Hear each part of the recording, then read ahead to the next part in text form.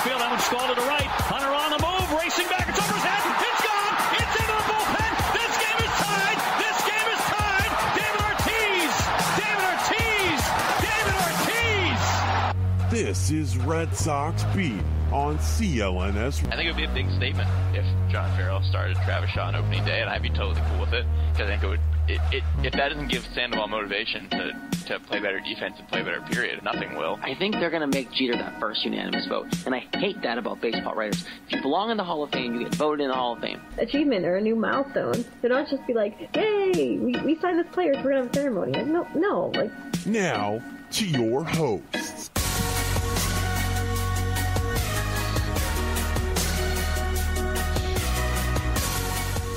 All right, Red Sox fans, Red Sox Beat, CLNS Media, the leading online video and audio coverage of New England's professional sports on Twitter, at CLNS Media. Facebook is CLNS Media as well. Don't forget iTunes and Stitcher for us, as well as all the shows on the network, the free mobile podcast app as well on both iTunes and Android stores, whatever one you fickles you and you prefer. You choose one of those. We'll be on there as well. All the networks. Of course, our show is at @RedSox_Beat on Twitter, Facebook, Red Sox Beat Podcast.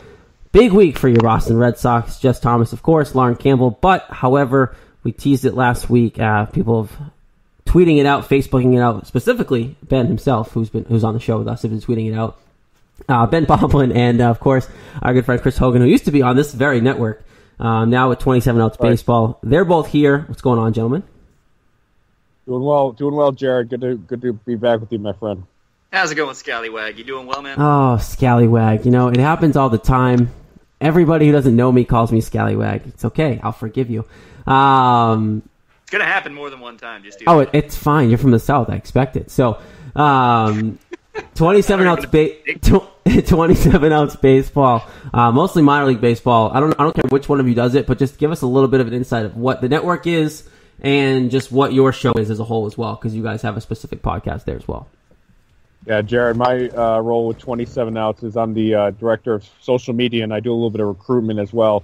I was with CLNS Radio from 2012 to 2014 doing a little Red Sox and Patriots pre- and post-game show. So, like I said, my old roots good to be back. But, yeah, this is my third year with 27 Outs Baseball. Our network was created originally about 4 or 5 years ago by our network owner, Frank Conti. He originally started the network as a Miami Marlins podcast. So, Marlins prospects up and coming, but then in 2014 he changed it to 27 Outs when he got the copy name right, stuff like that. So since then, I took over his podcast with Ben back in December of last year, and we have a unique advantage. Like I said, we do minor league baseball, we do a little bit of Major League Baseball, but mostly minor league baseball, different leagues as well.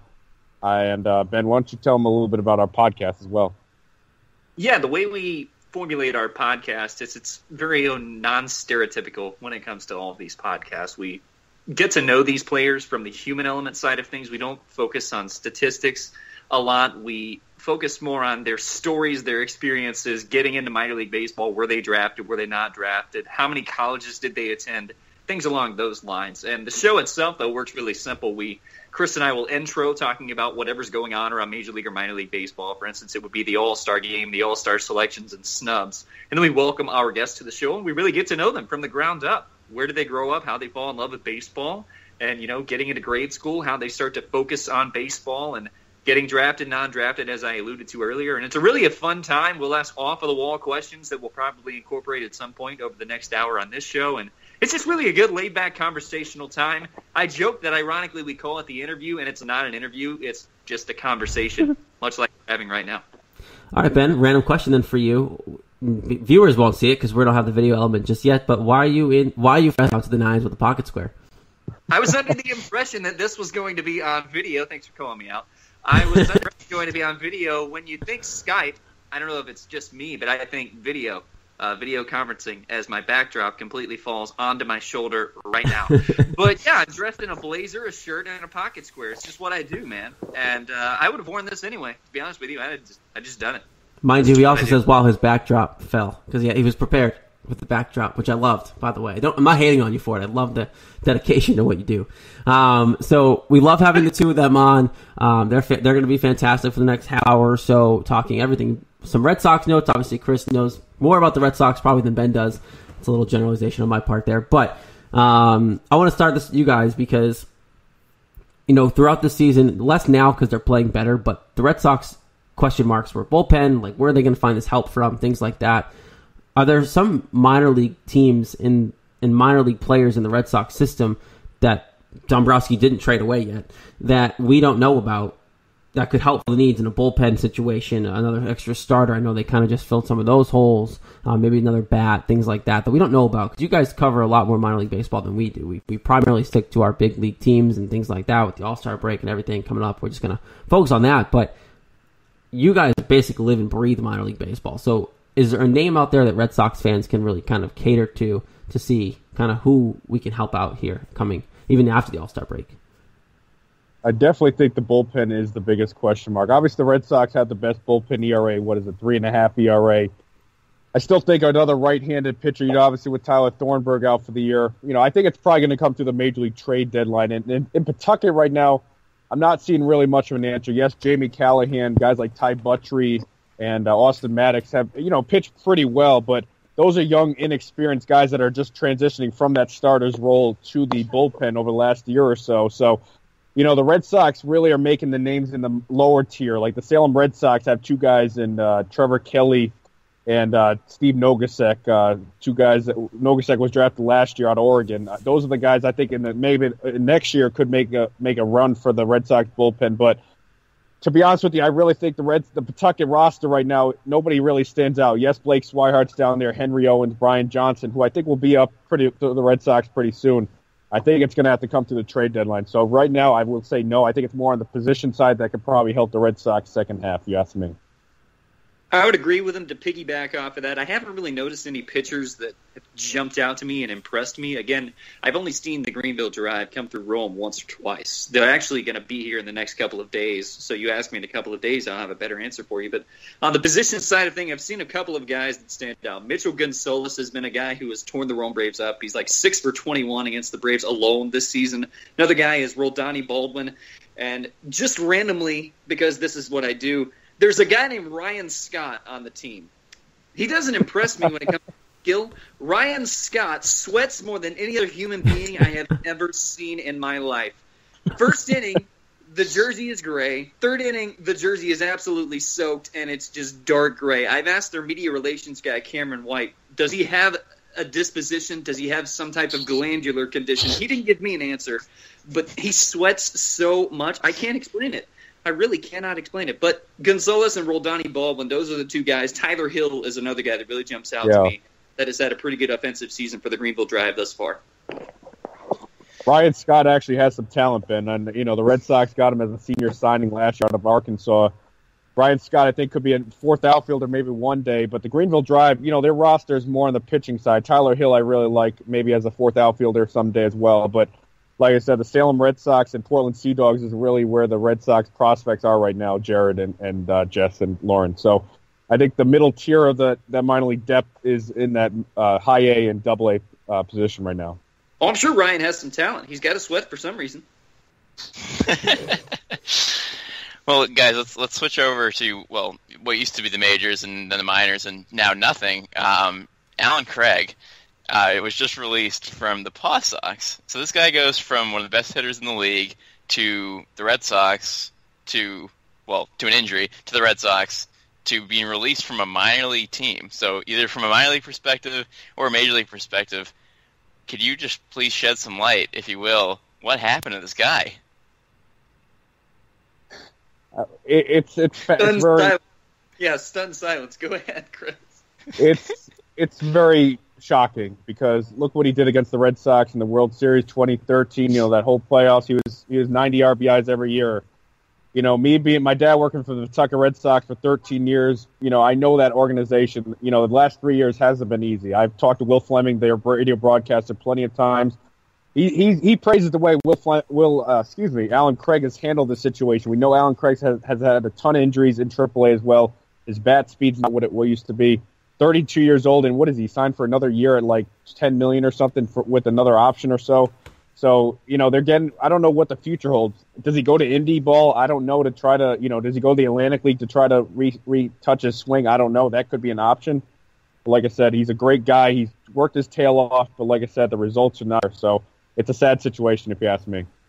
Yeah, it's unfortunate. He was really good with the Cardinals several years back. Chris just alluded to his performance against the Red Sox in the World Series. He goes to the Red Sox, and he forgets how to play baseball. I don't know what happened. He had like a fall from grace. And you really hope that this guy can turn it around because he's got the talent. He's proved that. He's a great left-handed bat. He's an even better center fielder. I just don't know what went wrong. So, unfortunately, pitchers made adjustments against him, it seems like, and he hasn't made the likely adjustments he should have. So hopefully a team does pick him up. Hopefully he doesn't go to non-affiliated ball. He belongs in affiliated ball. And I really hope that we see this guy again. You know, whether it's a team like the Pittsburgh Pirates, the Minnesota Twins, pick him up. You know, Byron Bucks is not great when it comes to center field. Someone pick him up, you know. But I really hope we see him. I hope it's not the end of Alan Craig. I just wonder if he has, like, emotions or anything. Because, like, he never seems to, like, care about anything. Like, he was just like, yeah, I'm just trying to hit some AAA pitching. Like, he never really seemed to, like, mind that he just fell off the face of the earth and nobody knows who he is anymore. I don't know. The whole situation was just weird to me. It is, and you know, he's not a very vocal guy from the people in Pawtucket I've talked to over the last couple of years, and you know, he goes about his business like, you know, guys that just, you know, keeps to himself, and that's fine. Like I said, he's a major league veteran. You know, some guys will buy the whole team dinner on a rehab start. He's the kind of guy that just, you know, changes after the game and leaves, and you know, probably doesn't talk to the media much. But like I said, I think for him, I don't know if the minor leagues right now is a great situation. I think someone like the Atlantic League, where there's a lot less pressure, but there's also quality pitching he could adjust to. Maybe spend the next 2 months there and maybe sign a minor league deal in September or something, end of August. I think the Atlantic League would really benefit him, and just so he can get back to basic hitting and stuff like that. So maybe he could turn around, but I'm a little skeptical at this point. It's a great point. Atlantic League is probably the closest you can get when it comes to independent league ball. Major league quality. That's AAA, major league quality, former major leaguers, guys that are trying to break back in. So he could flourish in the Atlantic League if he decides to go that route. I mean, kind of sticking with somebody who we're not really sure what went wrong in Pablo Sandoval. Like, I mean, he was so good with the Giants, and then he comes here and just absolutely forgets how to play baseball. Are we going to see him at third base again? I mean, we're okay right now with Devin Marrero and maybe Brock Holt kind of doing his rehab down there too. But, I mean, what's wrong with our $95 million third baseman? I think he had too much Dunkin' Donuts. That's just me personally. What about In-N-Out Burger? He discovered Dunkin' Donuts is what happened. Jared, that In-N-Out Burger left with him. So Dunkin' Donuts sponsors every press conference. I mean, it's right there plastered on the wall every time they're talking. So. And Ben, if you lived up here, you'd understand why. Oh, yeah, absolutely. I get it. I like donuts. The biggest thing with him is, you know, it's obviously been his weight. And we know, you know, a lot of media guys have criticized him for that. And, you know, I don't know what it is. I mean, you know, he was always a good playoff performer with the Giants and stuff like that. Big power hitter, but, you know, decent average, 280, 275 every year. Played decent defense, but, you know, I don't know if it's that, you know, him winning a couple World Series with the Giants, his mentality kind of changed. You get the big contract. We saw Hanley struggle in his first year with the Red Sox. He obviously bounced back and had a torrid second half last year. So there's a tale of two tapes in that regard. But do I think he played his last game with the Red Sox? Maybe not. But at the end of the season, they have to trade, you know, maybe trade him for an ugly contract. You know, I don't know what it is at this point. You trade him for like a Matt Cain type of bad contract back to the Giants or stuff like that. I don't know. But, you know, Johnny Peralta's bat is looking pretty good this past week in Pawtucket. He had a couple home runs. Maybe he could be the option, but he struggled a lot with inconsistency at the plate this year with the Cardinals. But I don't think Devin Marrero or Brock Holt's really the answer, if you ask me. They need to go out externally, I think, going forward. What about a Todd Frazier for the rest of the year, just to help, you know, with the bat? Yes, he's going to strike. He's going to strike out a lot. He's going to hit 180, but he's going to play good defense and hit your home run. So, you know, I don't want to mess with a Michael Chavis or like a Sean Anderson, Mike Schwarren to trade for a Todd Frazier as a rental. But if they can get two C-plus prospects, if the White Sox are willing to budge, why not go for it? But externally, long-term, it's going to be the external route. I mean, let's be real. Pablo Sandoval is not worth the $95 million the Red Sox are paying him. Not anymore. He's not the World Series MVP of old, the San Francisco Giants. I like the Todd Frazier comparison there, and I like that. He likes to go the opposite field as well. So, I mean, he's going to have child's play. When it comes to Fenway, he'll come down the right field line, Pesky's pole. He'll go right off of the Green Monster. Todd Frazier would be excellent. The Red Sox can afford him, too. Marrero, I do like Michael Chavis. I had the chance to see him a few years ago. I like what he has. I like what he brings to the table. He's a top 30 prospect in the Red Sox organization as well. I don't know if he's ready yet, but they do definitely need a third baseman. That's definitely a weakness, to piggyback off of what Chris said. Well, I take it back.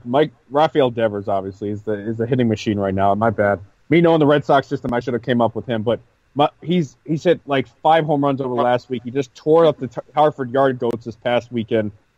The Red Sox fans want him in Fenway by the end of September, just like Tim Tebow with the Mets fans. It's not going to happen. Maybe he reaches Pawtucket next month, possibly early August, but I think middle of 2018 you could see Devers. But I think Devers is that 30 home run guy. He's probably one of the best polished offensive players I've seen in the minors in a long time. Let's get to the good stuff now, guys. David Price. I know you guys like getting to know people and like getting to know their personalities and whatnot, as you've said earlier in the show here. So you have a guy like David Price. Obviously, you brought him here to be your ace. Didn't happen quite how he wanted it to, and then obviously now he just likes to confront the media about every 2.5, 3 weeks and get into a big shouting match with them and start laying F-bombs. I don't know exactly what he did with Eck, but something along those lines. And so basically, I want to know from you guys, is this a personality problem? Do we not know him yet? He talks about, I don't care what anyone thinks about me. They just want like you to pitch well. But like, if you have a good personality, Boston fans like you too. So it's like, where is David Price's head? Are we supposed to get to know him better, or does he just hate it so much here that he just can't wait to walk out that door? We know him by this point. He's been in the league over 10 years. We know him. He's been on 3 different teams. He was a success with the Tampa Bay Rays, Devil Rays even. Traded to Toronto. They give him a giant bag of popcorn, and he loves the media. So I don't know if you guys should give him a year-long membership to Dunkin' Donuts or something, but I don't know what his problem is with the media. What did they do to piss him off so much and bleep this, bleep this, bleep this? I don't know what they did. He needs to get his act together, though, because being a part of a media press conference, talking to the media, that's part of the contract you sign every year. And he's not living up to the hype when it comes to pitching either. He's not earning the contract, and he's got to stay healthy. But I don't know what his problem is with the media. This is twice this year alone that I've read about that he's really lashed out at the media. And Boston media can be very tough to deal with, but, I mean, he's a Major League Baseball player. He's dealt with it before. Suck it up. Play the game. But I think also, too, like, has he really been confronted? I always look at it as other markets. You've never really been confronted before because he's been postered as that child, and it's really like Toronto's been the biggest market he's played in that's really cared about baseball, and that was just recently because they got good. Like, no one cares now because they're not good anymore for some reason. But he hasn't really been confronted until he got here, and then all of a sudden he just got swallowed whole because that's what most media members up here do. If you're a media member, Garrett, how do you confront him? How do I confront? I don't even know. I just feel like, I mean, it kind of along to what people are saying, like, you have to handle professionally, but I think if you're a media member talking to David Price, you have to come across in a way and saying, do you understand why people actually don't like what you're saying? Like, do you understand what you're doing? Because basically, and if you're a media member, you say it at this point, because Eckersley clearly did, you're doing it to yourself. You're the one causing the problems. You're the one making people come down on you. And if you're in that kind of confrontation, you don't stop at that point. And that's what Eckersley, I applaud Eck for what he did, because no one else will do it, and they're not going to fire Eck because then God knows what will happen around here. This type of the reputation of Barry too, but well, I'm sorry, Lauren, go ahead. I was like, I applaud Eck too, but when you're someone like David Price, you shouldn't have to be coddled and babied. Like, you're 30, 31 years old, and you're a big league pitcher. Like, and like no one's confronting him. They're either defending him or they're like stating what he obviously did wrong. And then you're going to come out and you're going to pull media members aside. You're going to just lose your mind on people. It's just not a good look. Like, I don't understand what's going through his little brain. The biggest thing I see is there's a couple of issues. Back in March and stuff, a lot of the Red Sox media members, Peter Abraham, guys like Tony Maserati, it's okay to call them members, but they were asking him, they were pressuring him, when are you going to be ready? When are you going to be ready for the season? He's like, I don't know. I may not be ready for the whole season. He was pressured, but we know, Boston's a staple for pressure, interviews, stuff like that. He hasn't been fully healthy. He's making $30 million a year. He's had a whirlwind it's been a loss year for him. And his first year in Boston wasn't as bad. 3.99 ERA. Like I said, he got a ton of run support. I thought he was a lot better than what he was. Will he opt out after next year? I don't know, but what's his value going to be if he opts out? So, I think I still don't think he's going to last the full year, in a Red Sox uniform in terms of pitching. I think he's probably going to be shut down towards the end of August. That's why a Pomerantz stepping up is big. The Red Sox still need another starter. So I don't.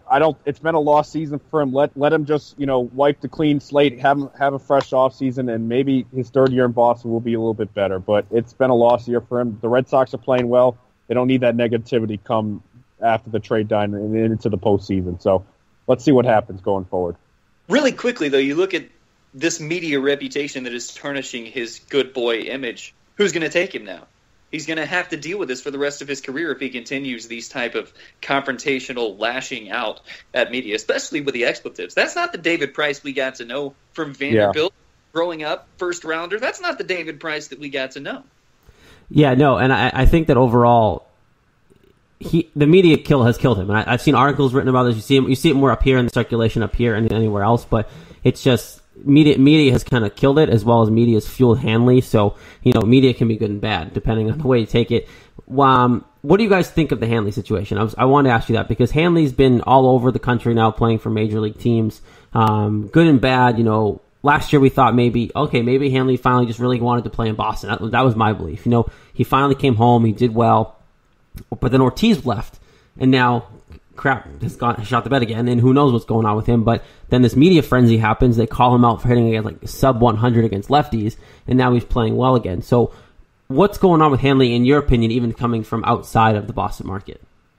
He needed a wake-up call. That's the biggest thing. Like I said, he didn't hit, 15 to 20 home runs in the second half for nothing last year.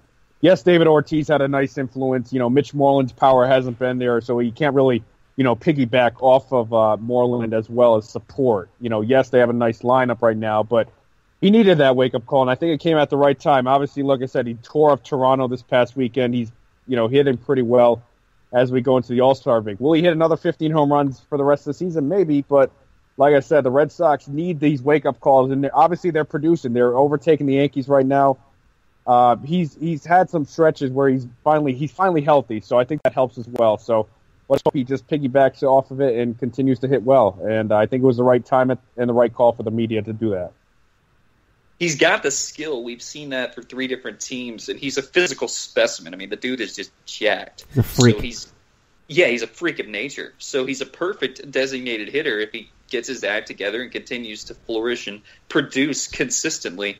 I hope, to piggyback what Chris said, he does pick it up, hits those 15, 20 home runs, and helps the Red Sox out in the inevitable postseason berth they're going to have here in the next couple of months. I like Hanley Ramirez. He's a very clubhouse-centric, fun-loving, joking type of guy. If you watch the Intentional Talk, he and I believe it was Jackie Bradley Jr., they were flexing on camera and they were wearing shirts, making fun of each other. That's the type of atmosphere you need. You need the old chicken and beer in the bullpen Red Sox a couple of years ago cowboy up. Don't go that far back. Don't go that far back. Come on now. No. Hit a home run 25 years old the other day, by the way. That was amazing. St. Paul Saints, that was amazing. But getting back to Hanley, I like him. I think he's not done. He's got plenty of time, and I feel like he turns it around again and gets his head right. And 15, 20 home runs, I don't know, Chris, but I think he's going to play a key role, though, down the stretch for the Red Sox. Yeah, I love watching Hanley. I love Hanley's personality, and I said it last year, he has all the fun when he plays baseball with the right people. Last year, I remember it was a rain delay, and he was doing, jumping jacks. Yep. Just just in the middle of the rainbow with his shirt off, and he was just doing jumping jacks on the camera. And you don't always see that from him. And he's trying to be Manny. You can see it. He's trying to be Manny, and I'm okay with everything he's doing if he just starts to produce, and he's starting to, which is good. So now it's just a matter of if that clubhouse can kind of bring it back in and keep the pressure on him. I think it'll be good for him. But Ben, I wanted to ask you, if you were the media member, I don't remember who it was, who went back and forth with him about his kind of percentages against lefties and went back and forth, and he questioned himself. And how would you have handled that any differently if you would have? That's a tough situation, though, because you're a media member. You're not on the field every day. You're not the guy who has played the sports like Hanley has. So it's a delicate situation you have to approach, I don't know, on a grain of salt, because Hanley Ramirez could flip you over like a twig. So be very careful when you're asking these type of questions. And, ask him politely, what do you think it is? What do you think it is that has made you struggle against left-handed pitching? Why have you not made the adjustments? Who have you been working with? And that's honestly how I would do it. And then I'd let him take the reins and then bounce off of what he has to say, because he's the ball player. I'm the media, remember. There's a fine line and you can't cross that line. You can't question him too much. Yes, he struggled against left-handed pitching, but just let the guy talk, see what he says, bounce off of it, and see what he's going to do to produce against left-handed pitching. How is he going to fix this? How is he going to continue to produce against southpaws? Because it's something he struggled against. How is he going to change it? When are we going to see a difference? Mm-hmm. Don't pressure him, but approach it delicately again. Jared, I kind of take the situation a little bit like how the Red Sox dealt with Carl Everett back in the day. Old school name, I know, from early 2000s. I love it. I mean, I think the comparison, not really. It was more of Carl Everett's attitude that was the problem rather than the skill, because his 2000 season with the Red Sox was very good. Then obviously with Jimmy Williams and Joe Kerrigan, it dipped off, and then he was out of town by 2003 or whatever it was. Mm-hmm. But the Red Sox have handled internally those kind of situations very good. And like I said, I know John Farrell's been questioned as a player's manager, stuff like that. He's had a lot of hardship, but I think the Red Sox, guys like Dustin Pedroia and his leadership has really taken over. So I'm not really too worried about the Red Sox internally having the chicken and beer incident again or any Carl Everett incidents like that. So I think those days are behind them. I guess it's just the thing with me with both these guys, with Price and Hanley, is just like they claim to be good teammates. Price is like, I'm a good teammate, and all the fans are like, all his teammates are saying, yeah, David's a good teammate. And same thing with Hanley, like, oh, he's a great guy, he's really fun to be around and stuff. But then they keep causing these problems in the clubhouse. Hanley's going back and forth with a media member, and he needs like a slap in the face to remember how to play baseball, and Price needs to go at it with someone every 3 weeks. Aren't those distractions to your team? Like, these guys are supposed to be good teammates and some of your leaders in your team. Instead, they're doing exactly the opposite and distracting everyone. Like, isn't that a detriment to the team? It is a detriment. I feel like it is a distraction. Look at Miguel Montero. One day after he bashes Jake Arrieta for Trey Turner's stolen bases, he's released. I hope the Red Sox don't go that route with Henley and David Price because they owe them a lot of money. But I don't know why this continues to be a problem. When did players get so brave to approach the media and lash out at them? We didn't see this a couple of years ago, and if we did, it was hush-hush. It was under the books. I don't know. That's a very good question, though, Jeff. Biggest thing I see is, compared to Corey Dillon and Rodney Harrison days with the Patriots, two troubled guys. But, the Red Sox knew Hanley had some, and Price had some character issues before. And like I said, I kind of compare it to the Corey Dillon, Rodney Harrison. But obviously with Bill Belichick, he handled it very good. And, just the Boston culture you see with, Claude Julien in the past, Brad Stevens, Doc Rivers. I think it's just a Boston cultural thing. They can overcome hurdles like that with character issues. You've never seen a guy ridden out of town. Maybe Carl Everett, but besides him, I think the Boston community's, sticking by these guys, and it's just a community thing, I think, overall. More impressive beard, Julian Edelman or Mike Napoli when he was a Red Sox? Mike Napoli, hands down. Yeah, what about Mike Napoli when he was a Red Sox? Ooh. No, Mike Napoli. See, I say Johnny David. Yeah. Johnny David wasn't a beard guy. Mike Napoli's always been a beard guy, so. This is true. Johnny Damon did shave his off as soon as he went to the Yankees. Whereas Mike Napoli wouldn't have gone to the Yankees because he would have had to shave his beard. Big difference. Exactly. So, of course, talking Ben Poplin, Chris Hogan here, 27 Outs Baseball. So, I know you guys want to talk about it. I really want to talk about it with you guys because the mania in the Mets farm system is going on, and it's Team Tebow time in the Mets farm system. And before we even start talking about this too, I was curious about why the Mets brought this up, what they were doing with Tim Tebow. He's been playing okay, but they keep promoting him. Now I want one, really, what's it like covering Tim Tebow playing baseball, but like also two, in the same light, what do you guys make of the Mets basically telling us all, yeah, we knew he couldn't play baseball. We signed him because he's marketing ploy. And, the guy who actually signed him didn't want to be his name put out, so we put the marketing director's name under Tebow's name in the book. And it's just like, there's a lot going on since the Mets actually explained why Tim Tebow's in their farm system. Jared, before we begin this, you're going to see a tale of two tapes with our answer. So just be prepared, because I have my feelings, and this is where we disagree a lot on our show. So we both seen him. We both interviewed him. Okay? I have not. I've not talked to him. Oh yeah, you've been part of the media roundtable, but I see it more as a positive. Yes, he's hit 220. He's had 7 errors in 63 games with the Columbia Fireflies in the South Atlantic League. But yes, it's a PR thing. Mets fans want him pinch hitting at Citi Field in September. That's not going to happen. I think it's going to happen. Maybe. Here's the only scenario I heard from, Mets Mesmerized or one of those Amazing Avenue writers. They said if he continues, through August, I believe early August, they promote him, they skip him through Double-A and bring him up to Las Vegas with the 51s for about 2 to 3 weeks. By Labor Day, he'll get called up. That could, maybe if he skips Double-A, but the biggest thing I've seen is, yes, he's had merchandise sales. Yes, he's, crowds of, stadiums that usually get 500 fans, they're getting 3,000 and selling out every home game. But the biggest thing I've seen from him is his leadership skills. And yes, that may be overrated if you ask me, but the teams that he's been on have won, obviously. The St. Lucie Mets had an 11-run 8th inning the other night against in the Florida State League. And I think, yes, it's nice for the game, but my biggest question is this going to be a one-hit wonder for him, or is he going to try to do this for the next 3-4 years and try to be a serviceable outfielder? My biggest thing is how long can he do this for? I think it's a great story. It's the human element stories you love covering, but I have some doubts if he could do this for a 3 to 4 year process. And Ben, I know you'll agree with me on that. I do agree with you on that. It's one of the few things I do agree with you on when it comes to Tim Tebow. He's nearly 30 years old. How long can he stick with this? His body, he's in a physical shape, best shape of his life, he'll tell you. But he can't play baseball that well. I mean, I get that he's doing okay with the St. Lucie Mets right now. He did okay with the Columbia Fireflies. But come on.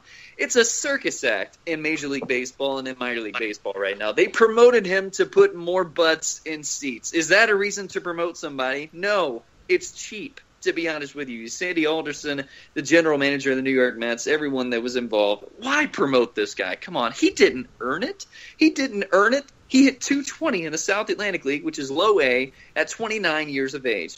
He goes deep in his second game as a member of the St. Lucie Mets. That's fine. He did the same thing with the Columbia Fireflies. It's all a PR move, and in my opinion, it's a black eye for minor league baseball because it's not genuine. It's not true. It's not pure. He didn't earn his promotion, and I really just don't like how they went about it. I don't like Sandy Alderson's comments after he was promoted because the media, as they should have, asked, why did you promote this guy? Why didn't you promote a guy like Dash Winningham, who was the 1-for-2 double MVP in the South Atlantic League? Promote him. No. Tim Tebow didn't earn it. I'm not a fan of it. I used to say that I want him to succeed, but honestly now, I just hope this story is like a contract that burns and goes into the trash and you never hear about it again. I'm so tired of hearing about it because everything he'll do, diving catch or leaping catch at the wall, you're going to hear about it, and I'm just, honestly, I just roll my eyes every time I hear the name Tim Tebow now. That's me. I'm more a lot positive, like I said, to piggyback. I like the story, like I said. You don't hear, I think he's a better baseball player than when Michael Jordan was playing for the Birmingham Barons back in '94. I guess that's the best way to put it. At least Tim Tebow can hit a home run and Michael Jordan could. Okay, well, Chris Hogan just said Tim Tebow is better than Michael Jordan. So, that being said, the headline. That's how we're promoting the show. Tim Tebow is better than Michael Jordan at everything. At life, really. So, hard question, not Tim Tebow related. You're welcome, Ben. Before we let you go, just favorite thing about living down south. A lot of us don't know anything about down there. I know, Chris, you've lived in both places, and you're generalizing both places, but favorite thing about living down south, basically below the Carolinas. Ben, you go first. I'm born and raised here, so I really don't know much different, but I'd have to say the food and the Southern hospitality, both of those. The food is great. Honestly, we will dip anything in batter and fry it, and it is delicious. That's what we do in the South. And also, everyone's kind to each other. As Chris was alluding to before we went on the air, I'm going to talk to anyone. I'll make friends anywhere I go. That's just the way you do it in the South. You hold the door for someone, they're going to say, thank you, sir. In New York, they're going to scream at you or they'll give you an ugly look. So, that's a generalization on my part, but it's true. And I just really enjoy it. I would love to experience the North. I would love to experience the West and get out there more throughout the U.S. I've been to the North one time. I have been to Boston once. I walked around Fenway outside of the stadium. Didn't get inside. It was the winter. But that was just glorious to walk around there. Funny story, when I got off of the D train, is that what you guys call it, the D train, when it lets off at TD Garden? Is that the D train? G train? Which is it? T. T? That's one of those letters, sure. So you get out on the street, and I was wearing a hat. It was a Braves hat. It was a Navy hat, and I was covering up like the A. Not on purpose, but I was wearing a hoodie because it was really cold. And you guys, as we know, like hoodies. So you're covering up the A, and this random Boston guy comes up to me and starts to kind of berate me, saying that better not be a Yankees hat. I was like, no, it's an Atlanta Braves hat. And then he was like, oh, Tom Glavine, he's from Massachusetts. So we made up. We became friends instantly, but it was hostile to get off at first. I really liked it, though. I really liked Boston. I really liked the South. I like them both. Food, I'm a really big fan of, though. Really big fan. Fry anything, I'll eat it. Jared, for me, I can make a documentary on how much, and Ben knows I could probably make an hour-long documentary about the South. I start to tell people I was born in the wrong region, but I don't like that because I still love my Boston teams, my Boston, championship, stuff like that. We can brag we have 11 since 2001. No other team could do that. But for me, end of 2013, I moved down here. It was a life decision. Like I said, I was tired of the cold and stuff like that. It was a number of reasons. But like I said, it was a life change for me. The biggest thing is probably the food. I've probably gained about 30 pounds since I've been down here, but I probably, lost it in about a year since I changed my lifestyle. I still eat bad, but I try to eat healthy as well. But, as I like to say, the Waffle House and the Cookout is the two biggest staples for me, but the Southern hospitality for sure. You guys, are walking on the street, you're going to have your kind grandma say, hey, how you doing? You're going to have the random people come up to you and say, hey, how you doing? And the weather's obviously better. 10 out of 12 months of the year, it's warm here, stuff like that. You can see baseball year-round, stuff like that. They're not into hockey down here, unfortunately. So that's a good thing. That's why the Thrashers left years ago. But not a hockey town, not a hockey region. I like visiting. I love visiting my family up, a couple times a year. But I'd say I'm going to probably be down here for a while. I don't see myself coming back to Boston anytime soon. All right, so I'm going to throw a low dig at Ben before I let him go. Because you're an Atlanta Falcons fan, I'm going to sincerely apologize for what Tom Brady did to you and your fandom. Just promote your show. Where can we find you guys on Twitter? I know we're going to probably hop on with you guys at some point as well, do this cross promotion thing going on. But just where can we find your work? And obviously you're doing good stuff with 27 Outs. Just quick promo, self promo. Yeah, we'll absolutely have you guys on. It'll be a lot of fun. Appreciate the dig. 25 points. Yes, sir. Yeah, Tom Brady. He's already got 5 rings. 20. Let's give someone else a chance, please. Give someone else. Take your Uggs, take your model wife, and just go. Just go to your own island. We know you can afford it, and just give someone else a chance. Okay? We get it. You're good. You're Tom Brady. But no, he's 40 years old, and he wants to continue to play until he's 50. Sure, we're never going to get rid of him. But you can find the show. You can find the show on SoundCloud. That is Chris Hogan or myself, 27 Outs. You can search them. We're 57 episodes in right now, having a good time. You can also find myself on Twitter at Ben Poplin, Facebook and Instagram as well. And Chris, I'll let you plug yourself, bud. At Chris Hogan _. I'm somewhat had some. Excuse me. A lot of people confuse me with the Patriots receiver. I'm sorry, because our Twitter handles are similar. And yes, I've gotten that a lot down here, guys. So that's kind of a challenge. Run with it. But at Chris Hogan _ on Twitter. Instagram is _Chris Hogan _. You can find at 27 _outs baseball on Twitter, at 27 outs on Instagram, no underscore there. 27outsbaseball.com. Facebook, just search 27 outs baseball. This week we're going to have Nick Shaw. He's a former Brewers minor league infielder. And we'll also have another prospect writer we're going to upload as well towards the middle of the week. His name is Chris Blessing from Baseball HQ. He'll give us a perspective on what it's like to cover the Futures game, which he's covering. And we'll have some Twins, Braves, and Mets prospect talk as well on that podcast. Love it. Guys, thank you so much for joining us. It's awesome. Pocket squares for days in favor of Ben Poplin. We'll talk to you guys soon, and we'll be talking to you real soon. Thanks, Jared. Appreciate it, man. It was a pleasure, guys. Always. Thanks, guys. All right. Big shout to them. 5's a crowd, but I enjoyed it. And this is the first time, I will say it, this is the first time that we didn't actually record the video. Sorry, Nick Gelso. But the audio it was great. It actually synced up a lot better with the video. It was nice to see everybody, and that's the only reason why I knew he was wearing a pocket square. Because, being said... Yeah, something to be said for seeing people and knowing when they're going to talk, that's for sure. Yeah, it makes a big difference. That whole first segment, and the boys themselves were brought to you by our good friends at SeatGeek Ticketing app, the smartest and easiest way to buy and sell sports and concert tickets. Give a $20 rebate on your first ticket, of course, by visiting SeatGeek app. Your first ticket purchase on your phone, go to that little settings tab, enter the promo code, enter Garden Report, all one word. Let them know who sent you. Of course, that's us here at CLNS Media. Big shout to them again. You'll be hearing us on their show as well. We want to do a little cross thing, which is working pretty well so far. Do we want to do a recap, ladies and gents? We've got about 20 minutes or so left in the show. Jess, you want to do your recap? I mean, it was such a good week. I feel like it would be cruel not to. Okay, let's do a recap, and then maybe we'll. It was a very good week. Got a lot with them. Obviously, very happy they came on. Let's do the recap. We'll do some predictions, maybe fly through other things we have time, and we'll go from there. Yeah, absolutely. It was a great week. 6-1 week. Jared predicted it. He didn't predict each series right, but he predicted the entire thing right, which was just fantastic. Good for you, Jared. I'll take it. And I'm never gonna pick a bad week ever again. I mean, 4-3 is not bad, but it's not 6-1. So, by the way, the Red Sox just won right now. Good for them. All right. Back to Monday. Red Sox won 4-1 in this game. Just another Chris Sale masterpiece. He was dominant as usual. Didn't last as much as he usually did. 6 1/3 innings, 9 strikeouts, 4 hits, 1 run, and 2 walks, which is not normal for him. On the other side, Jose Berrios. He gave up 4 runs in 6 1/3 innings, which was not what he used to do because he was 7-1 with a really good ERA coming into the game. Not so good in this one.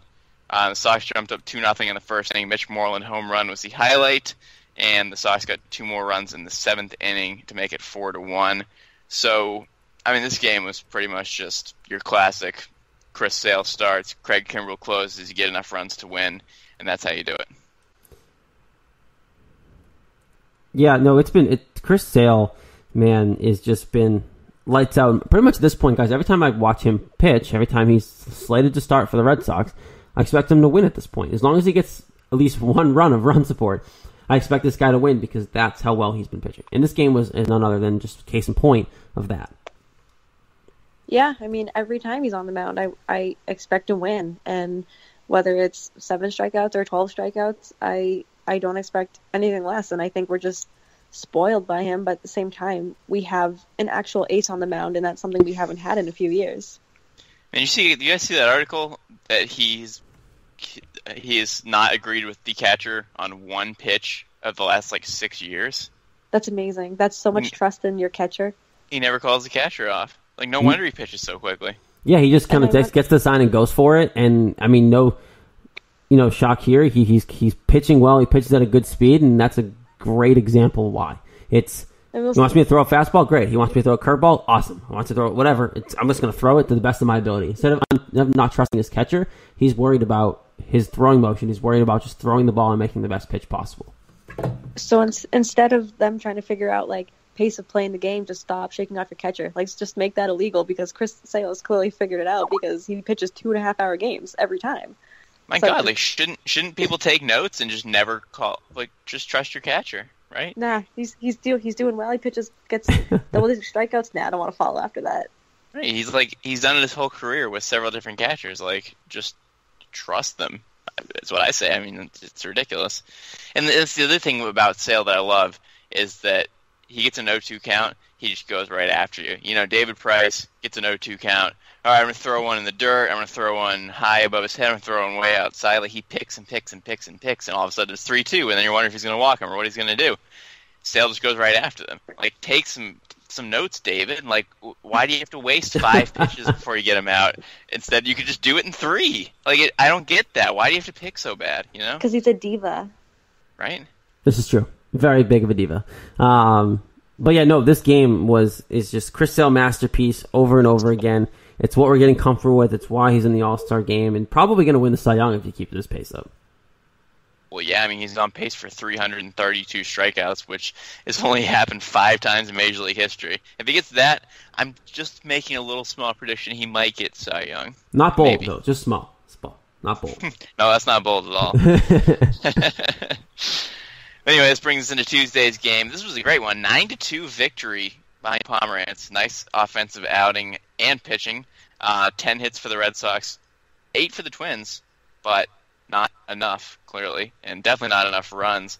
The Sox got out early and often in this one. Christian Vazquez hit his first home run of the season, a 2-run job to left center. It was actually his first home run in over a year. His last one was May 1st, 2016. And if I remember correctly, Lauren, we were at that game, working it.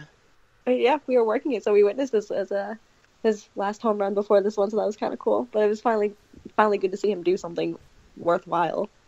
Yeah, offense is nice from your catcher very occasionally. I mean, his average is good, but you got to get that power. So he got that power, 2-0 lead. And then the rains came. The rains came multiple times in this game. The first rain happened when the game hadn't started yet. It started at 8 o'clock. Then they played 2 innings. Vasquez did his home run. And then there's another rain delay, hour and 16 minutes. And then finally we're like, all right, we can play some baseball at 10 o'clock. And they did. And it was good. Jackie Bradley Jr. made it 3-0 in the third, and then a couple more runs in the fourth. Finally, the Twins got on the board in the fifth with a run, but didn't matter because the Sox got it right back in the fifth. And then in the sixth, Chris Young hit a 3-run homer, blast to left field into the monster to make it 9-1. That was certainly all the Red Sox needed. This game was nice. I mean, Pedroia had 3 hits, Bogarts had 2, Vasquez got his homer, and Drew Pomerantz, 5 innings, 4 hits, 1 run, no earned, no walks, and 7 strikeouts. Really solid game. And really what I was impressed with in this game was that he came back out after the second rain delay and pitched 3 more innings. You don't see that often, and especially not with someone like Pomerantz who has like arm trouble. I would have expected him to come out after 2 innings like Hector Santiago did from Minnesota. But he came out and pitched 3 more good innings. That was really surprising to me. And it was nice to see because, I mean, I know he's had so many question marks around him this year, and the delays weren't short. You know, I think it was 2 hours total of rain delays, and like you said, you don't see that often. So when he came out, I was like, oh, this is going to be real bad. But it ended up being really good, and it was nice to see, just like I said, he's had so many question marks around him, and just to kind of put that all to rest is nice to see, especially now with like David Price question marks, Rodriguez question marks. So it's nice to have an extra consistent pitcher in our rotation. Yeah, when he came out, I was shocked. Like, and I didn't watch this whole game, I mind you, but like, you don't expect it in that situation because there's so much time, and when you have rain delays like that, it's hard to warm up, do that, do this, and do that, and try to stay ready to pitch in a major league atmosphere. And of all people, for him to do it, I was shocked, but obviously happily shocked because it helped. It was all basically part of one of everything that went really well for this team this week that made them do so well. Yeah, it was good. It was really good. So that brings us into Wednesday's game. The only loss of the entire week was Rick Porcello special. And guys, I hate to continue to be a broken record, but Porcello wasn't great. He gave up 4 runs in 6 innings, but once again, the offense didn't score the entire time he was in the game for the 7th time this season. Like, I don't care how bad he pitches. If you never score a run, what are you supposed to do? He could pitch a complete game and not have any run support, and he would still lose. So like I said, it doesn't matter how he pitches. If he's not getting the run support, it's going to look bad, and that's why his record is so terrible this year. If say he won those 7 games that he got the run support, that's 11-2 right there. Like, that flips his record drastically. So I understand why people are on his back this season. He's got a lot of pressure on him from the Cy Young last year or whatever, but I mean, you can't win games if your team doesn't score. No, you can't. That's kind of important. The whole offense running across the plate thing. But I agree with Lauren. I had something to say and I didn't. You can crap on him all you want, but it's like they just haven't scored, and that's not really his fault. I mean, this game is pretty much Max Kepler. I gave him a 2-0 lead with a single, and then he also had a home run in the 6th inning to make it 4-0, and then it was a 4-1 final. So really not much to say from this game. Just, the Sox didn't score off Adalberto Mejia. And, Adalberto. Adalberto. It's not Alberto. It's Adalberto. I said Adalberto just very quickly. I thought sound like Alberto to me. Well, Lauren would know. She recapped or did pregame notes the night before, so she had to say Adalberto. It was pretty exciting. Oh, it's terrible. Yeah, it's a tough name. How do you say that name? I'm like, I assume how it's spelled. Adalberto.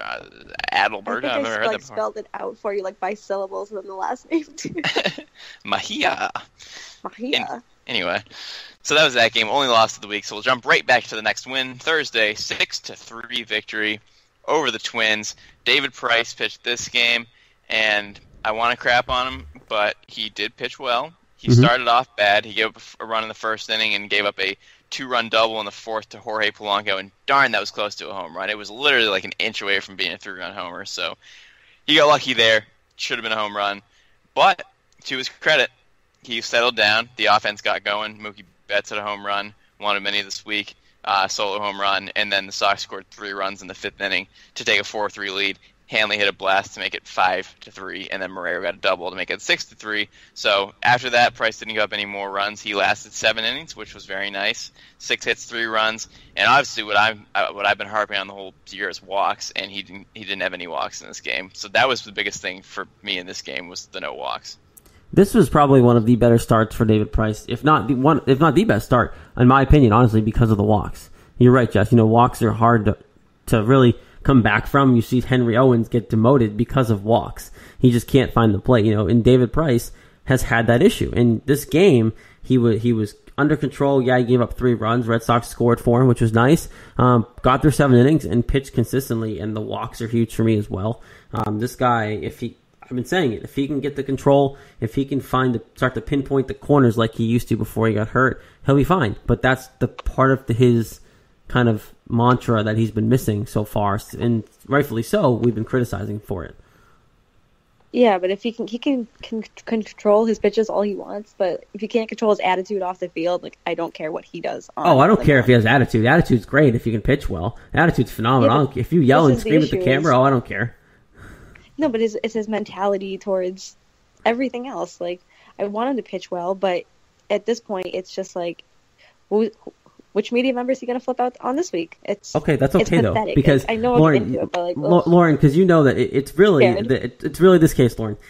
He's a good teammate. We know that. There's a lot of reports out there. He's great for a clubhouse. He's great for a teammate. If you can be a good teammate and pitch well, say whatever the crap you want to any media member. Teammate? Is he being a good teammate by calling out media like that? Yeah, that's what I asked. That's what I asked Ben and Chris. Is this actually a good teammate who's distracting everybody and being a you know what to everybody? I mean, I don't think that's a good teammate. Yeah. Would he be doing this if David Ortiz was around? Absolutely not. No. We don't have the balls to do it. Nope. The guy has no balls. He probably listens to our show because he listens to everything everybody says. David Price is probably listening not right now because we're recording. We're not. This isn't live. But when it comes out, he probably listens. He types his name like David Price. Actually, you know what? You know what, Jess? He probably is hacking into my computer right now to listen because that's how concerned he is about what we say. Yes. He is. Good teammate, my bud. He's probably in the clubhouse listening to our show. Anyway. I digress. All right, let's move to Friday. Another win. 7-4 over the Blue Jays. 11 innings it took to get this one.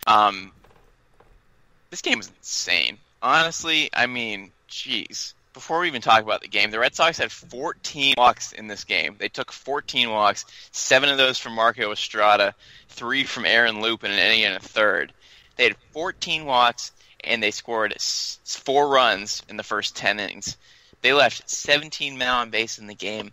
Before we even talk about the game, it's hard for me to fathom leaving that many guys on base because it's Didn't Mitch Moreland leave 10 on by himself? I think so. Yeah. Bases loaded 3 times. Yeah. You could have tried hard to leave that many guys on base. Yeah, but I look at the bright side of that, and I usually don't, which is crazy. But drawing walks is something that last year when they were successful, they were getting men on base and then hitting the ball out of the park to drive those runners in. And I don't have stats in front of me to prove this, but I feel like last year when they were drawing more walks, that was when they were successful because they were being patient at the plate, getting those starters out of those games early. And you've kind of seen that this year when they've been successful. They're drawing more walks and getting more men on base. That's a good staple of it. Yeah, you might have left a crap ton of runners on base that game, but it's at least a good sign for me as an offense that they're starting to draw more walks like that. Yeah, I totally agree. It's not a bad thing. It's just I just couldn't believe they left that many guys on base. Yeah, and the fact they still won with leaving all those guys on base, pretty wild. Yeah, imagine if they only left half those guys on base. I know they could have scored 20 runs in this game, but honestly, it was a good game. Doug Fister started. He lasted 5 innings, gave up 4 hits, 3 runs, and had 5 strikeouts. But honestly, he pitched well because he gave up a 3-run homer to Justin Smoke in the first inning, and it was 3-0 just like that. And he didn't give up any runs the whole rest of the game. So that was encouraging for me. And the Sox obviously crawled back, got back into it. Pedroia got a 2 RBI double to get within 1 run, and then the Sox got 2 more runs in the 6th to take a 4-3 lead. Before Troy Tulowitzki hit a solo home run in the 6th, tied it at 4. And then nobody scored until the 11th, but then Xander Bogaerts came in off the bench as a pinch hitter, and he got an RBI single. Devin Marrero had a 2 RBI single afterwards to make it 7-4. So I don't know about you guys, but I'm enjoying Doug Fister so far. Well, me too, because I think this is all you really need from him. You know, like, obviously Doug Fister's been decent, but, you know, if you can get him to go 5-6 innings, only to give a couple runs here, and like you said, it was really just one bad pitch. And then other than that, this game specifically, he was pretty consistent. So I love the signing, and we talked about it a little bit last week. I think that overall, so far, he's been what you need him to be. I'm all for it. Yeah, I love it. If he can do this every start, I'm totally okay with it. Just keep doing what he's doing. Yeah, absolutely. So that was another win. 4 out of the last 5 brought us into Saturday and make it 5 out of the last 6. Chris Sale pitches again. Chris Sale dominates again. 7-1 Red Sox win. Sale went 7 innings, 4 hits, no runs, 1 walk, 11 strikeouts on Canada Day. He destroyed it. He didn't care about Canada Day. He didn't care about anything. And Screw you, Canada Day. yeah, he didn't give a crap. And the Blue Jays didn't even score their run until the 9th inning on a solo home run by Steve Pearce. To get there, the Sox got up early and often with 2 runs in the first on a Jackie Bradley Jr. 2 RBI double, and then 4-0 in the second inning on a Dustin Pedroia 2 RBI double. That was 4-0, and then 5-0 on a Bogaerts sac fly, and then Bogaerts got a 2 RBI single to make it 7-0 in the 9th inning. So, I mean, really good offense again, 7 runs on 12 hits. But honestly, you only need 1 run in this game, 2 if you want, if you don't give up a home run in the last inning. But Chris Sale was just absolutely nasty. Good as always. I know. What else can we say about him? My God. We thought he pitched well in the first game. This was even better. Crazy. He's now 11-3 with a 2.61 ERA. Just keeps climbing up those ranks. Still first in the league by a large margin in strikeouts. 35 strikeouts. Chris Archer is number 2. And he's 35 strikeouts behind Sale. That's insane. Unbelievable. That is insane. Yeah, that's so not even close. It's great. So that was that game, and it brings us into Sunday, and this was obviously the best game of the week because how fun was this? Oh, my God, to recap this game. This was the best game to recap. This was just fantastic. Where do we start? 15-1 win. Mookie Betts had 2 homers, 8 RBI, 3 runs, 2 homers, stolen base. What didn't he do? If that wasn't enough for you, Hanley Ramirez had 3 hits. Sue Lin had 3 hits. Devin Marrero had 3 hits. Jackie Bradley Jr. had 3 hits. Dustin Pedroia was on base 4 times.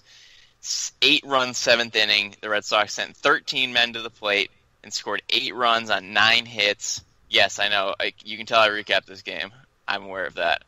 And Drew Pomerantz quietly gave up 1 run in 6 innings because the offense took care of it. And then Fernando Abad came in and he pitched 3 hitless innings just out of nowhere. It was awesome. This game was just great. Yeah, I feel like Fernando Abad's been pretty good times he actually got into the games this year.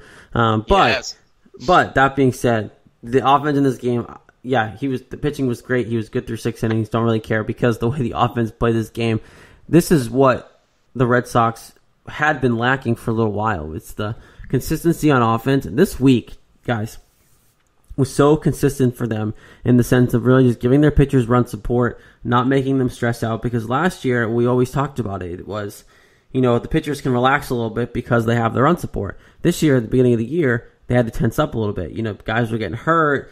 The offense wasn't really figuring it out yet without Ortiz. What do we do? Crap, it's all on us. And then they go out and lay an egg. Now, it's, okay, they can figure it out. I trust my offense to get me a couple runs. Let's just go out there and pitch. Rick Porcello hasn't been pitching that well, but, he's been getting better. And like you said with Fister had 1 bad pitch, and then all of a sudden, he's fine again because he trusted the offense. And same with this game. Pomerantz trusted his offense, and they went out and delivered. Yep, Pomerantz is 8-4 with a 3.64 ERA. I mean, really, really quietly. For some reason, everybody hates him. I sure don't. I haven't ever, but he's pitched really well. Yeah, he's done great this season. I think he's extremely underrated. I don't know if that just comes with him or if it's just because I feel like something else happens, 15 runs or something else like bigger than how he pitches. But he's been great. I can't complain about him this season. No. Big shout out to Glenn Sparkman in this game. He went a third inning with 7 hits and 7 runs. That's how you get it done. 63 ERA for the season. Beautiful. Good stuff. A couple more things on Mookie Betts. It was the most RBI for a leadoff guy for the Red Sox in their history, and tied for the most RBI as a leadoff hitter, period, in the majors in history. And he's the second Red Sox player ever to have 2 8-plus RBI games. Because remember, he had 8 RBI last year against the Orioles as well in his 3 home run game. Nomar's the only other guy who had 8 RBI in one game and 10 in another. So joining some pretty good company there. Just an average game for Mookie this day. Mookie Betts, man, it was all over the place in this game. It's one of those things where he's starting to really retake that form. He's now starting in the All-Star game. I believe I saw that earlier for Mike Trout, who was hurt. So Mookie's back in the centerfold of this league again, and it's going to keep happening, especially with this team winning so much again and taking control, hopefully, anyway, taking control of this division with all these other teams fluctuating. The Yankees kind of crap in the bed right now, halfway through the year. Red Sox hopefully taking a stranglehold of this division coming into the All-Star break, with Mookie Betts leading the way, of course. Absolutely. Yeah, I mean, he's kind of picking up where he left off last season at this time, so it's just great. He's like kind of almost identical where he was last year. He went from 43 RBI to 51 in one game. That's pretty awesome. That is pretty awesome. That's how you do it. So obviously, naturally, we got to give our MVP of the week to Mookie Betts. Ton of great performances this week from everybody, but Betts was 14 for 29 with 3 homers, 11 RBI, 10 runs, and 8 walks. That's about as good as it gets. And honestly, Devin Marrero any other week would have gotten MVP because he himself had 7 RBI. He had 3 2-plus hit games, and he had 5 runs in the last 2 games of the series. So really good week for Marrero. He raised the average about 60 points, but obviously we got to give it to Betts because those numbers are just off the charts. Marrero can have an honorable mention, but if Mookie Betts this week is just almost single-handedly the reason why these numbers are single-handedly why they're so good this week. And look, a 6-1 week, this is it. This is the week I think that is showing what this team can be, and I think they're starting to figure it out. Pitching's getting more consistent. I'm intrigued to see what they do after the All-Star break, leading into the trade deadline, because after the All-Star break in like a week here, that's when it's really going to tell us what this team needs. It's okay. Where are they? Are they leading division by a game? Are they losing the division again? Where are these holes? The 2 weeks after the All-Star break, it's really going to tell us a lot. And Mookie Betts is trying to say strong right now that this team's in a good spot. Hey, if he can keep doing 8 RBIs every other game and just kind of carry this team, I'll be okay with it. But it's so true. I mean, I want them to go out on a high note before the All-Star break, and then the only thing that worries me is the guys who are hitting so well and pitching so well. Just that break in between. I'm like, no, that gives them time to rest and cool down, and I don't want them to hit some all-star slump. I don't think they will. They're just so good right now, but I'm definitely very intrigued for the second half of the season. Yeah, it always concerns you having a little break going to the All-Star break when you're playing well. I mean, with the win tonight, we'll talk about this game next week since it's on Monday, but another win over the Rangers tonight. Now this team's won 5 in a row. They're 48-35. Now 3 games ahead in the division. It's happening real fast, and it really is a shame the All-Star break's coming because this is yeah, wrong time. if you get up 5 or 6 games, geez, you just want to keep playing, just keep running it up, and you take over and run away with it. All right, there's the recap for the week. A lot of good stuff when that went on this week. Obviously, had Ben and Chris on earlier, so that took up a lot of time. So let's just go right to the recap before we get out of here for the week, and then we'll shoot here. Let's do the predictions.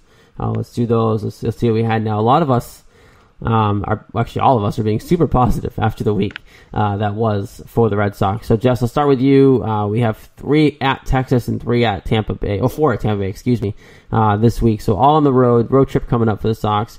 What do you got happening down there in Texas? Yeah, you want to be concerned because of all the road games, but this team's playing well, period, right now, and it's hard to have 2 really good weeks in a row. But if it's going to happen, it's probably right now. So I'm going to sweep of the Rangers. They're pretty average right now. They're 40-42. Not a whole lot of confidence in them, so I feel good about a sweep in this, even though it's hard to win that many games in a row. But I'm feeling good. Yeah, Jess, I'm right there with you, and I know it's difficult to play in Texas sometimes, but I'm going sweeping the Rangers. They're doing so well right now. Everything just seems to be clicking, and I don't see them losing at least one to a mediocre team right now. I almost did sweep too. I really did. But I have them winning 2 out of 3 in Texas just because, it is tough to play down there. It's a bigger ballpark. The heat this time of year is not fun by any means. So I just think all that kind of factors in with the fact is, there are blips here and there in successful teams runs like this. So I have them winning 2 out of 3 against Texas, and then Tampa Bay, they're going to sweep them. So for me, it's another 6-1 week. Tampa Bay, they're playing better. They're climbing up our division, and just more. I don't even know if it's more of them climbing up or Baltimore climbing down in fear. I don't know what it is, but I think you're going to have 4 at Tropicana. You don't have to worry about sweep through there. 6-1 week for me. Jeff's, what's Tampa Bay looking like for this team?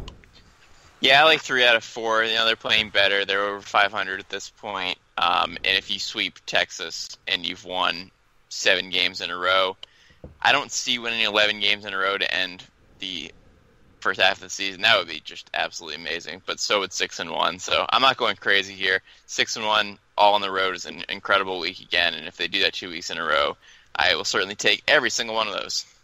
Lauren's going crazy this week, though. I'm going crazy. I'll go crazy for you guys this week. They are taking all 4 from Tampa, and they're going 7-0 this week to a nice little undefeated week right before the All-Star break. It's 11-0. If they go 11-0, like in their last 11, going into the All-Star break, Justice Theory is right. Don't stop playing. Can we just postpone the All-Star break? Can we just slide it back a few weeks because they were playing? Or start the World Series now. Yeah, seriously. That's it. Who's in the top? Okay, let's just start the playoffs. Great. If that happens, that'd be phenomenal. Obviously, a lot of optimism floating around the show right now. 6-1 for me and Jess. Full sweep of the week for Lauren. We'll see how that pays off. She is. Want to know though? They did win tonight, so we're all right there so far. That being said, we're out of time for the week. Big shout again to Ben Poplin and Chris Hogan of 27 Outs Baseball for joining us. Keep an eye on their network. They're doing great things in the minor league world. We're doing great things in the major league and Red Sox world. So together, you get a little bit of everything. And if you really care about Tim Tebow that much, you can go to them too because they cover Tim Tebow. So that being said, don't forget to follow us on Twitter at @RedSox_beat. Facebook is Red Sox Beat Podcast. CLNS Media on Twitter. CLNS Media on Facebook, as well as our CLNS app on the iOS store, Android store. You find us there. It's all the podcasts on the network, whether it be baseball, basketball, everything's there. It's all covered for you. And of course, we'll be here next week talking, hopefully a 7-0 week if Lauren's right on that part. That would be fantastic. But that being said, for Jess Thomas and Lauren Campbell, big one more shout out to 27 Outs Baseball for those two guys joining us. We'll be back next week, same time, same place, Red Sox Beat, CLNS Media. Until then, go Sox.